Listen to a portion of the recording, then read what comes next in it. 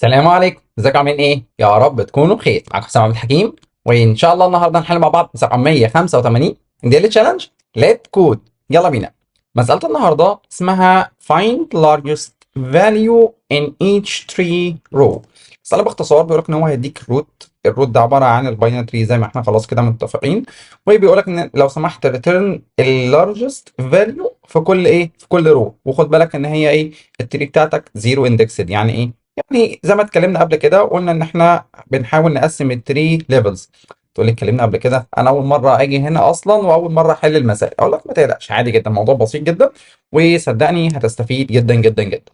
المساله بتاعت النهارده الراجل ده بيقول لك عايزك لو سمحت، انا هديك الروت دي عباره عن السنتر، او الروت ده هو التري نفسها، والتري دي بالنسبه لك متخزنه بطريقه ما ينصمها، عندها ليفت وعندها رايت. حلو الكلام.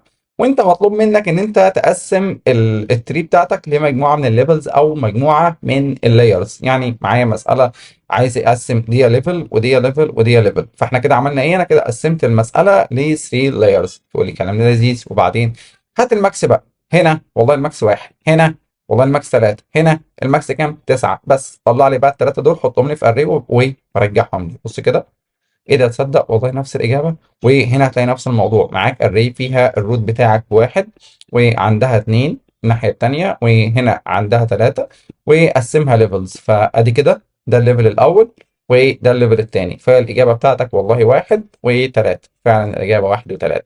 وكونديشن بسيط جدا، قال لك والله الارقام بتاعتك من عدد النودز من 0 لحد 10 اس 4، والفاليوز هتكون من سالب 2 باور 31 ولحد بوزيتيف 2 باور 31 ماينس 1. تقول له والله الكلام لذيذ، كلام زي الفل، هنحلها ازاي بقى؟ اقول لك ما انت عارف. تقول لي لا انا ما اعرفش. أقول لك والله المساله دي بسيطه جدا جدا جدا، وليت كود حابب يروق علينا كده بعد مسالتين امبارح. فالراجل ده حب يدينا كده ايه، حاجه خفيفه لذيذه ان انا فيه، الا وهو مساله بسيطه مش محتاجه منك اي حاجه غير خبره في حاجه اسمها دي اف اس، او ممكن كمان تحلها ببي اف اس عادي جدا.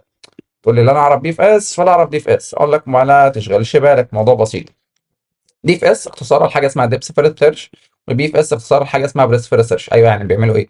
بص، دايما لما تسمع مصطلح بي اف اس عايزك تربطه بحاجتين. اول حاجه، اول ما حد يجيب لك سيره اللاير امشي ليفل باي ليفل، هو البتاع ده بيعمل كده. دي اول حاجه. الحاجه الثانيه، اول ما حد يقول لك شورتست باص ولكن الايدج بتاعتك او الويت او الباص بتاعك او الكوست بتاعتك رقم فيكسد، رقم ثابت، او حتى هي مثلا بواحد او ارقام صغننه، فانت ممكن تحلها بالبي اف اس. والبي اف اس دايما مسؤول عن حاجه اسمها شورتست باص. ايه صاحبنا التاني ده بيعمل ايه؟ قاعد طبطوره؟ اقول لك لا، هو الراجل ده ليه طريقه معينه بيشتغل بيها، بينزل بالدبس. يعني هو مثلا الراجل ده هيمشي عند الواحد، بعد كده يروح يجامب للثلاثه، بعد كده يجامب للخمسه، بعد كده يقوم راجع للثلاثه، وبعد كده يرجع للثلاثه دي، كده يرجع للواحد. تقول لي ده ما بيمشي عشوائي يعني؟ اقول لك هو اسمه دبس، يعني هو بيجيب العمق اللي تحت كده، وبعد كده بيرجع ايه، يجيب الايه، يجيب البيرنس بتاعته. طيب يعني ده ينفع نحل بيه برضه المساله؟ اقول لك اه عادي ينفع، لو انت تعرف ده تعرف تستغله ان هو تحل بيه المساله، ولو انت تعرف ده ينفع نحل بيه المساله. واحنا بالنسبه لنا هنحل بحلين ما تقلقش، وهنعرف الكود بتاع الاثنين. ولو انت كنت عارف ده من قبل كده، حاول توقف الفيديو، تحاول تكتب على الاقل فكره منهم مع نفسك، وتعالى بعد كده نشوف هل حلك هيطلع صح زي ما احنا هنكتبه ولا لا، ونعرف الفروقات ما بينهم في التايم والميموري ان شاء الله. جاهز يا بطل؟ يلا بينا. يلا بينا. طب يا كوتش معلش ثانيه واحده بس بعد اذنك قبل ما نروح، هو احنا انا هجيب الماكس ازاي؟ يعني انت مثلا قلت لي البي اف اس ده بيجيب الليفلز صح؟ اقول لك صح. طيب انا هجيب الماكس ازاي؟ اقول لك ولنفرض انت معاك دلوقتي ماشي على الليفل الاولاني باي الجوريزم منهم، فانا دلوقتي معايا الواحد. طيب ما تخزن الاجابه بتاعتك في اي فاريبل. يعني مثلا انا معايا فاريبل هسميه ماكس، لو انا همشي بيه في اس مثلا فور اكزامبل في الحاله دي، فانا هقول ان انا معايا الماكس ده مثلا يا عم بزيرو. وبعدين والله هبدا اقارن لا ما تقوليش بزيرو يا كوتش، معلش الراجل ده قال لك بنيجاتيف مش عارف كام. خلاص يا عم بانت مينيمم. حلو ماشي. وحاجه اقارن مين اكبر، الواحد ولا الانت مينيمم؟ لا الواحد. خلاص تمام. دلوقتي في حاجه تانية معاك في الليفل ده؟ لا. خلاص اعمل فيكتور، اعمل فيه بوش باك الايه، الماكس اللي انت وصلت له ده بناء على ايه؟ بناء على الليفل خلص. طب انا اعرف منين الليفل خلص؟ انا هقول لك دلوقتي ازاي واحنا بنكتب الامبلمنتيشن بتاع البي اف اس، ازاي نبقى عارفين اذا كان الليفل خلص ولا لا. طب لو دي اول مره ليك خالص في موضوع البي اف اس والدي اف اس، ما تقلقش، الموضوع كله مش هياخد منك غير داتا ستراكشر بسيطه اسمها كيو، او لو انت تعرف ريكيرجن هتلاقي الحلين بسيطين جدا وهتعرف تكتبه. وزياده تاكيد لو انت حابب تعرف ازاي ممكن نكتب الكود فروم سكراتش، هتلاقي في البلاي ليست شرح كتير جدا عن البي اف اس والدي اف اس، وهتلاقي في كل مساله كنا بنشرح البي اف اس فروم سكراتش عادي جدا. وبرده كمل معانا وهتلاقي نفسك تستفيد ان شاء الله. طيب معايا عملت البوش باك للماكس وبعدين بس خلاص خلصت. يعني انت كل اللي عليك ان انت بتمشي ليفل باي ليفل، كل شويه بتقول له لو سمحت اعمل لي بوش باك للايه للماكس عندك. قلت له والله كلام لذيذ، يلا بينا نكتب الكود. هنعمل ايه بقى؟ تعالى الاول نحلها بي اف اس علشان الناس اللي مش بتحب الريكيرجن تمارس الموضوع في دماغها، وبعد كده نديها فرصه تكتب الدي اف اس وبعد كده نصححه مع بعض. تقول لي ماشي. طيب احنا البي اف اس كنا بنعمله ازاي؟ دايما اربط البي اف اس بالخطوتين اللي انا هقولهم لك. خطوه رقم واحد، عرف كيو. طيب الكيو ده هيبقى الداتا تايب بتاعته ايه؟ والله الداتا تايب بتاعته هي نفس الداتا تايب بتاعت التري اللي انا مديها لك اللي هي نوع تري نود، وسميها كيو. تاني خطوه طبعا ما تنساش تعمل بوشنج للكيو. خلاص، فانا هقول له لو سمحت اعمل بوش في الكيو الروت بتاعتك. طيب ايه بعد كده؟ والله كل اللي عليك ان انت هتعمل الوايل بتاعت الكيو دوت سايز. طب ايه الكيو دوت سايز دي؟ طالما الكيو بتاعك ما فضيش. طب هو بيعمل ايه الراجل ده كتكنيك يعني؟ والله الراجل ده بياخد النود اللي هي روت، انا اديت له مين؟ اديت له واحد صح؟ هو كده في الليفل مين؟ الليفل الاولاني لو انت عايز تحسبها ليفلز يعني. فانا دلوقتي ممكن اقول له ان انت ايه؟ عد لي عدد النودز اللي معاك في الليفل، فانا اقول له كيو دوت سايز. تمام؟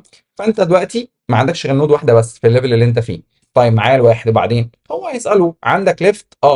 هو هياخد الواحد ده يمسحه يرميه بره ويحط مكانه ثلاثه ويحط مكانه ايه؟ اثنين، وبعدين يكرر نفس الابروتش، يمسك الثلاثه دي يطيرها ويحط الايه؟ الخمسه ويحط الثلاثه. طيب تقول لي ده هنعمله ازاي؟ اقول لك يلا بينا. اول حاجه هتقول له بص انت هتفضل شغال لحد ما تخلص كل اللي معاك دلوقتي. تقول لي ماشي وبعدين؟ والله عاوزين اول حاجه الداتا ستراكشر اللي فيها الايه؟ الماكس بتاعك. قلنا هنخليها بمين؟ هنخليها بالانت مينيمم. ليه يا كوتش؟ علشان هو الراجل ده بيديك ارقام بالنيجاتيف، فانت لازم تبقى ايه؟ انصح منه. حلو. هنرجع الاجابه فين؟ والله هرجعها في فيكتور عادي جدا، سميه انسر سميه في مش تفرق. حلو. هنعمل ايه؟ عاوزك تاخد نود من الكيو بقى، ان انت مالكش دعوه بالتري دي خلاص انساها. انا عندي ايه؟ عملت بوشنج للروت وهنا بمشي ليفل باي ليفل. خلاص يبقى دي بتلف ايه؟ ليفلز. حلو. عايزين نود؟ يا عم نود اهو اوتو، سميها نود واقول له هات الكيو دوت فرونت. حلو. امسحها بقى، ادي كيو دوت بوب. طيب بعد ما مسحتها انت ما عملتش بوشنج للتشيلدرن بتوعها، سهله اهو. نود لو سمحت هات الليفت بتاعك. لو انت يا نود عندك ليفت يعني الواحد ده عنده ليفت، فلو سمحت كيو دوت بوش مين؟ والله عايزك تبوش النود دوت ليفت نفسها. طيب وبعدين نفس الكود. بص كده انا حتى مش هتعب، انا هاخد الكود ده كوبي احطه هنا. كل اللي علينا انا هخليه رايت وهنا هخليه رايت. عملت انت كده؟ والله بساله الرايت ده عندك منه يعني؟ لو انت كواحد عندك اتنين عندك حاجه في الرايت، لو هو عنده اعمل له بوش برضه. طيب فين بقى الماكسمايزيشن؟ احنا عملنا هنا الماكسيمم صح، وهنا كنت ماسك النود.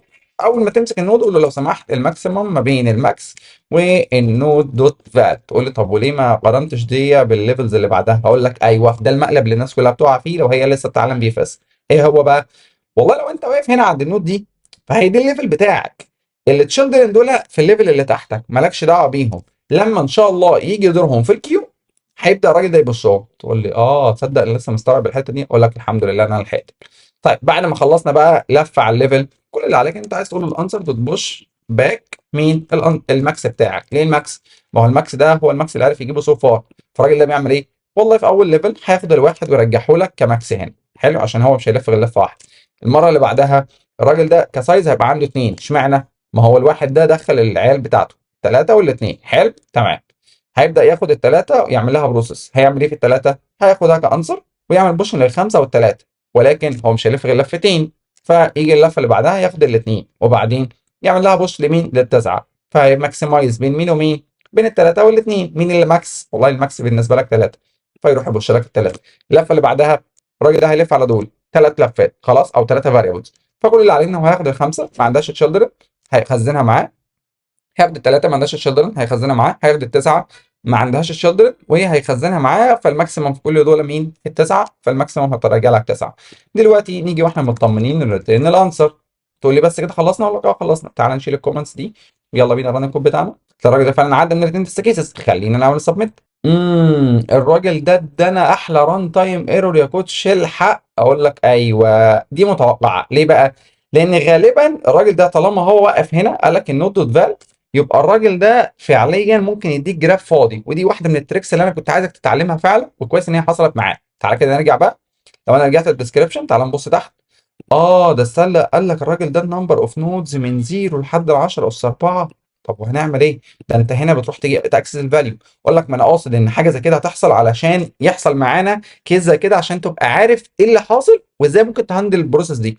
هو ده معناه ايه؟ ده معناه ران تايم ايرور. ران تايم ايرور ليه؟ والله عشان انت بتروح تاكسس نود دوت فاليو، النود دوت فاليو دي مش موجوده. طب هنعمل ايه؟ هندلها، اعمل لها هاندل كيس، دي بنسميها ايه؟ هاندل كيس. باجي هنا بقول له لو سمحت لو الروت بتاعك فاضي، يعني انت مثلا مديني زيرو مش مديني حاجه نل، يعني كان الروت ايكوال نل، لو سمحت ريتيرن ايه؟ فيكتور فاضي. تقول لي يعني كده اتهندلت؟ مش مصدقني؟ تعالى نعمل سبميت. الراجل ده فعلا جاب اكسبت وبيت 100% من الحلول وادانا الكوين بتاعت النهارده، ولكن الميموري مش الطف حاجه. طب ليه؟ والله التايم بتاعنا قد ايه؟ انا قلت لك قبل كده ان البي اف اس هو عدد النودز بتاعتك زائد عدد الادجز، اعتبرها سو فار رايت ناو هي اوردر ان، اللي هو ايه؟ النودز بتاعتك. طيب الميموري، مش انت عرفت كيو زي الشاطر؟ الكيو ده هو الاوردر اللي معاك. تقول لي طيب والفيكتور؟ اقول لك يعني الفيكتور ده غلبان، هو مش واخد غير نود من كل ليفل، فهو اتموست تعتبره اوردر اتش، حيث ان الاتش ده هو الهيراركي بتاعك او الدبس بتاعك في التري. تقول لي طيب يعني الحل ده مش عاجبني ولا عاجبني، طيب تيجي نحل الحل التاني؟ تقول لي ماشي، هنعمل ايه؟ كل اللي عليك ان انت هتكتب الدي اف اس از فانكشن عادي جدا. عايز ريتيرن حاجه؟ يا عم لا. هتسميها ايه؟ سميها دي اف اس. طيب هتاخد ايه؟ والله دي نفس البارامتر ده عادي جدا مش هيشغلني، وهقول لها خدي الدبس. اشمعنى الدبس؟ ما هو ده اللي كان بيمثل الليفل عندك هنا، فاكر ده اهو؟ عشان انا عايز ابقى عارف هو انا الدبس بتاعي عباره عن، يعني انا في انهي نود. ليه؟ لان الراجل ده مش محترم زي الراجل ده. تقول لي يعني ايه ده مهزأ؟ يعني اقول لك لا مش مهزأ ولا حاجه، بس كل اللي عليه الراجل ده لو جيت لاحظت انا قلت لك ان الراجل ده بيمشي عند نود واحد، بعد كده بينزل هنا، بعد كده بينزل هنا، فهو بيتشقلب. يعني هو مش ثابت عند ليفل معين بيخلصوا ليفل باي ليفل زي البي اف اس. ده الراجل ده هو ودماغه، فهو بينزل بواحد اتنين تلاته اربعه. طب هنعمل ايه بقى؟ والله احنا هنديله فيكتور خلاص، يبدا هو يماكسمايز فيه بناء على ايه؟ بناء على الاندكس اللي هو فيه. تقول لي لا مش فاهم. اقول لك بص، هو الراجل ده بيبقى واقف عند الدبس مثلا زيرو، اعتبر ان ده الليفل زيرو، وده الدبس واحد، وده الدبس اتنين، او اللي هو الليفل زيرو، الليفل واحد، ليفل اتنين، اللي هم فعليا بالنسبه لنا الاندسيز بتاعتنا. احنا هيبقى معانا ايه؟ هيبقى معانا اندكس زيرو، اندكس واحد، اندكس اتنين. تقول لي حلو، وبعدين انت دلوقتي واقف هنا صح؟ ماشي.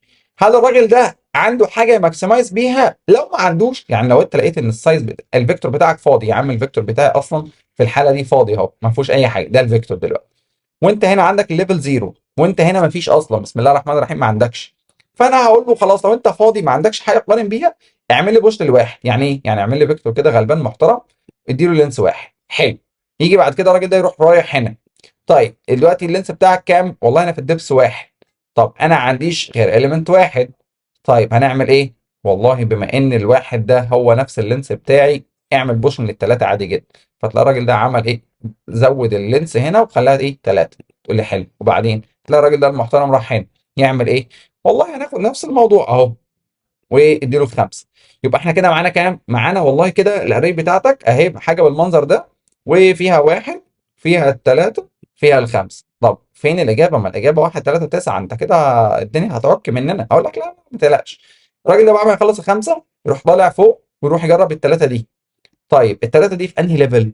والله التلاتة دي في الليفل 2 اللي هو اندكس 0 1 2. ماكسمايز، مين اعلى مين احسن؟